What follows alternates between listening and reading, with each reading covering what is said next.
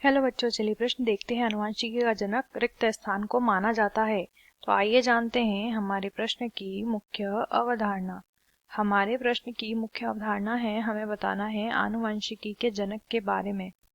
आनुवंशिकी के जनक के बारे में हमें बताना है। देखिए, आनुवंशिकी के जनक जो हैं वो वैज्ञानिक ग्रेगर जॉन मेंडल को कहा जाता है।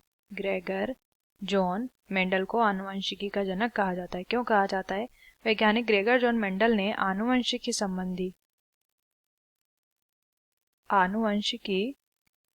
से संबंधित नियम दिए, और इन नियम के आने के बाद आनुवंशिकी को समझना बहुत ही आसान हो गया।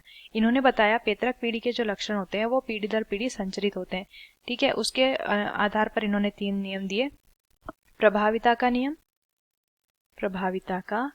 नियम, ठीक है, और पृथक्करण का नियम और स्वतंत्र अपव्यूहन का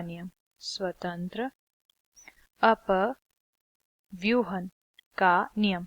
इन नियमों के बाद जो है आनुवंशिकी को समझना पीढ़ी दर पीढ़ी जो लक्षण होते हैं उनकी वंशागति, और जो पैतृक पीढ़ी से किस प्रकार संतति में लक्षण जाते हैं, उनकी संतति में किस प्रकार लक्षणों का संचरण होता है, ये सभी ग्रेगर जॉन मेंडल के नियमों की सहायता से जो है जानकारी मिल पाई।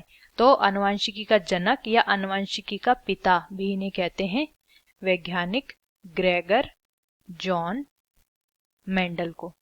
आशा करते हैं आपको इस प्रश्न का उत्तर समझ आया होगा। धन्यवाद।